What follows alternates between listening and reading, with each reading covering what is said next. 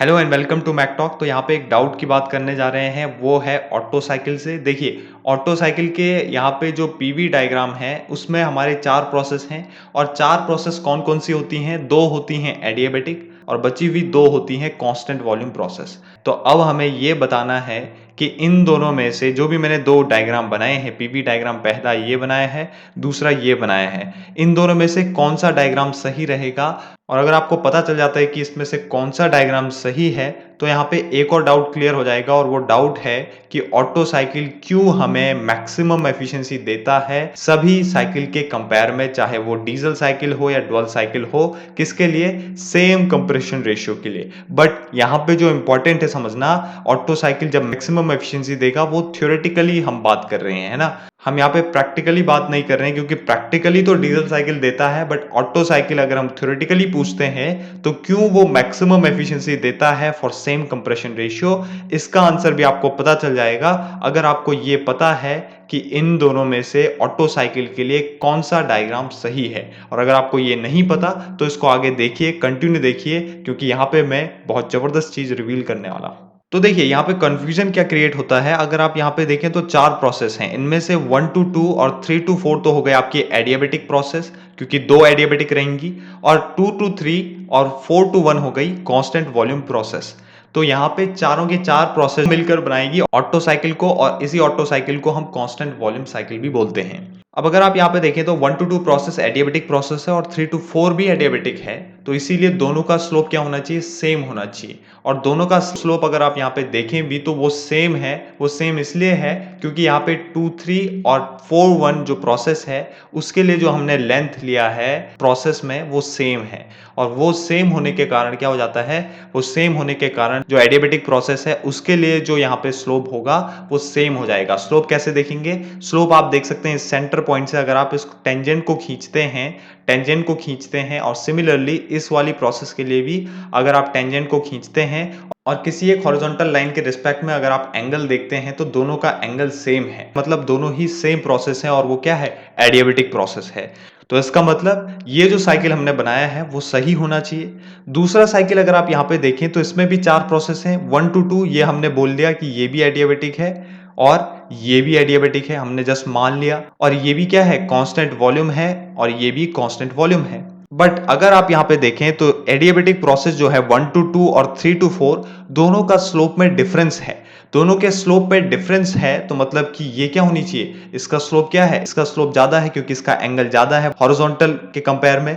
और जबकि process 1 to 2 process के लिए इसका स्लोप क्या है? इसका स्लोप अगर आप देखें तो इसका एंगल कम है हॉरिजॉन्टल के रिस्पेक्ट में। तो यहां से साफ पता चलता है कि ये जो प्रोसेस है 1 टू 2 वो क्या होनी चाहिए? वो कांस्टेंट टेम्परेचर प्रोसेस होनी चाहिए। और जबकि 3 टू 4 जो प्रोसेस है वो एडियाबेटिक प्रोसेस होनी चाहिए, क्योंकि उसका स्लोप ज्यादा है। क्यों ज्यादा हो गया स्लोप और क्यों यहाँ पे स्लोप में डिफरेंस आया?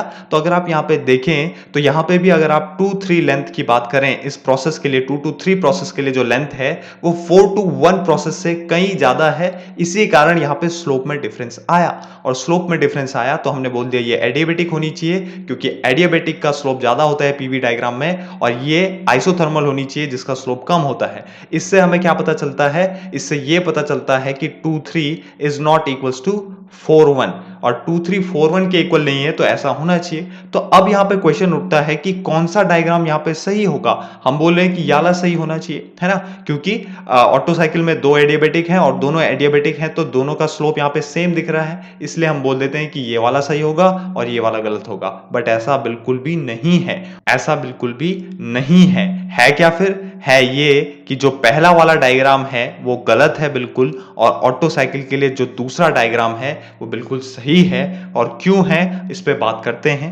देखिए, अब क्यों ये पहला साइकिल जो मैंने बनाया वो गलत है और ये सही है, क्योंकि अगर आप यहाँ पे प्रोसेस देखें 2 टू 3 जिसमें हम हीट ऐड कर रहे हैं और 4 टू 1 जिसमें हम हीट रिजेक्ट कर रहे हैं, उन दोनों ही प्रोसेस में इनकी लेंथ सेम होने के कारण ये डिफाइन कर रहा है कि अगर 2 टू 3 प्रोसेस के लिए जो लेंथ है वो सेम है 4 टू 1 के लिए, मतलब जितना टाइम आपने हीट देते समय 2 टू 3 प्रोसेस में लगाया होगा उतना ही टाइम आपने हीट रिजेक्ट करते समय 4 टू 1 प्रोसेस में लगाया होगा। और ऑटो साइकिल में ऐसा होता ही नहीं। ऑटो साइकिल में क्या होता है? 4 टू 1 प्रोसेस में हीट रिजेक्शन के टाइम पे बहुत कम टाइम इंटरवल के दौरान हीट को रिजेक्ट करा जाता है।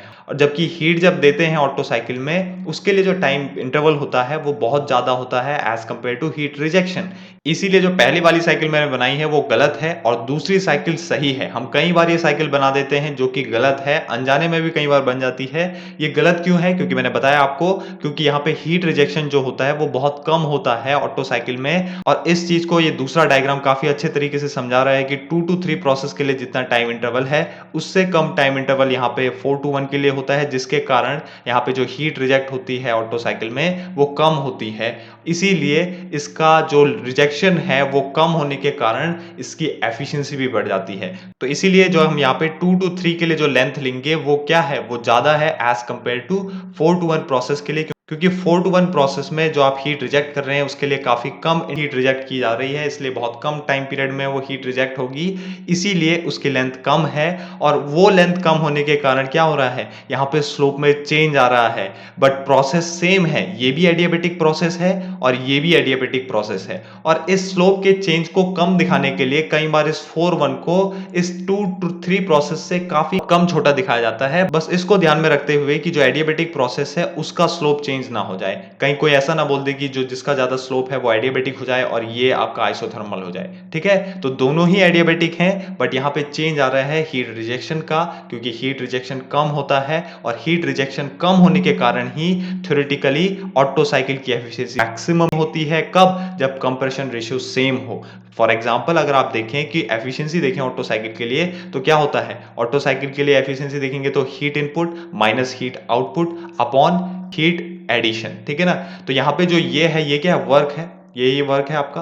अब बात करें अगर heat input minus heat output, तो हीट आउटपुट जितना डिक्रीज करेगा उतना ज्यादा आपकी एफिशिएंसी बढ़ेगी, क्योंकि अगर आप खुद ही देखें अगर हीट आउटपुट को मैं 0 कर दूं तो एफिशिएंसी 100% हो जाएगी।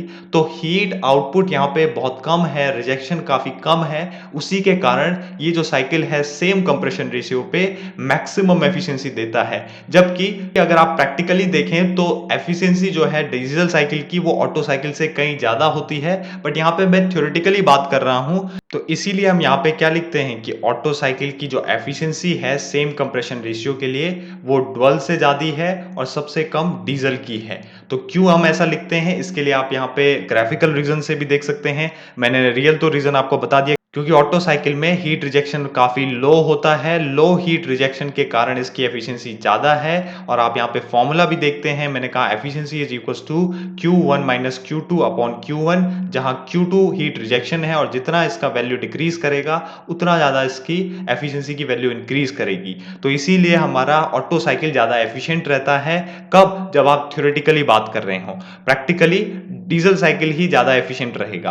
अब दूसरा रीजन और भी आप देख सकते हैं, अगर आप पीवी डायग्राम या टीएस डायग्राम ड्रॉ करते हैं, तो अगर आप यहाँ पे ड्रॉ करते हैं डीजल साइकिल, तो डीजल साइकिल क्या होगी, 1 टू 2, फिर 2 टू 3 डैश, ये बन जाएगी आपकी डीजल साइकिल। तो ये तो बन गई आपकी डीजल साइकिल जो पूरा इतना एरिया कवर कर रही है, इतना एरिया कवर कर रही है, जो कि किससे कम है, ऑटो से कम है। तो ऑटो साइकिल से कम है मतलब वर्क क्या मिलेगा, कम मिलेगा। तो यहाँ पे सबसे कम एरिया किसका हो गया। जबकि ड्युअल साइकिल के लिए डायग्राम कैसे बनेगा, ड्युअल साइकिल के लिए कुछ हीट कांस्टेंट वॉल्यूम पे ऐड होती है और कुछ हीट कांस्टेंट प्रेशर पे ऐड होती है। तो इतना जो टोटल एरिया रहेगा, रिमेनिंग जो टोटल एरिया है वो है हमारा ड्युअल साइकिल के लिए। तो ये हो गया ड्युअल साइकिल के लिए, और ये जो मैंने बनाया ये हो गया आपका डीजल साइकिल के लिए। और सबसे ज्यादा किसके लिए है, सबसे ज्यादा है ऑटो साइकिल के लिए। और एफिशिएंसी होती ही क्या है कि कितना वर्क आपको आउटपुट में मिला एज कंपेयर टू जितनी आपने हीट दी, हीट इनपुट में कितनी दी और उससे कितना वर्क मिला, उसी का कंपैरिजन एफिशिएंसी है, उसी से हम परफॉर्मेंस चेक करते हैं। तो वर्क आउटपुट भी ऑटो साइकिल में काफी ज्यादा है, क्योंकि Otto cycle maximum area cover कर रही है as compare to dual cycle और डीजल साइकिल, इसीलिए वहां पे वर्क आउटपुट इंक्रीज हो जाता है, क्योंकि वर्क आउटपुट शो करता है कितना एरिया हमारे किसी भी साइकिल के अंदर कवर हो रहा है। और अगर वो इंक्रीज करेगा तो ऑब्वियस सी बात है एफिशिएंसी भी इंक्रीज करेगी डीजल और डुअल साइकिल के कंपेयर में। तो सबसे पहला रीजन क्या है क्यों ऑटो साइकिल की एफिशिएंसी इंक्रीज करती है, क्योंकि वहां पे वर्क आउटपुट इंक्रीज होता है, या फिर आप इसको कह सकते हैं कि वहां पे जो भी हीट रिजेक्शन होगा वो कम होता है, और उस हीट रिजेक्शन के कम होने के कारण ही वर्क आउटपुट इंक्रीज करता है। क्योंकि वर्क आउटपुट को हम क्या लिख सकते हैं, हीट कितना ऐड हुआ और उसमें से कितना रिजेक्ट हुआ, जितना हीट ऐड हुआ उसमें से जितना भी रिजेक्ट हुआ वो बचा हुआ चीज क्या होगा, वो वर्क होगा। और क्योंकि हीट साइकिल में हीट रिजेक्शन डिक्रीज हो रहा है, इसी कारण हमारा पूरा का पूरा जो वर्क आउटपुट है वो क्या हो रहा है, तो इसीलिए ऑटो साइकिल की जो एफिशिएंसी है वो इंक्रीज हो रही है, क्योंकि यहाँ पे वर्क आउटपुट इंक्रीज करता है, या फिर आप कह सकते हैं सिंपली हमारा हीट रिजेक्शन जो है वो डिक्रीज करता है। और मैंने यहाँ पे आपको एक और चीज बताई थी कि जब भी हमारे पास डायग्राम बनेगा ऑटो साइकिल के लिए, उसमें जो ये जो 4 to 1 होगी प्रोसेस, उसकी जो लेंथ होगी 2 to 3 प्रोसेस की लेंथ के कंपैरिजन में वो कम होगी। मतलब जब भी हम डायग्राम बनाएंगे उसके लिए जो हमारी लेंथ होगी वो 4 to 1 प्रोसेस के लिए कम होगी, क्योंकि यही शो करेगी कि जो हमारा हीट रिजेक्शन है वो कम हो रहा है किसी भी ऑटो साइकिल में। Thank you for watching this video.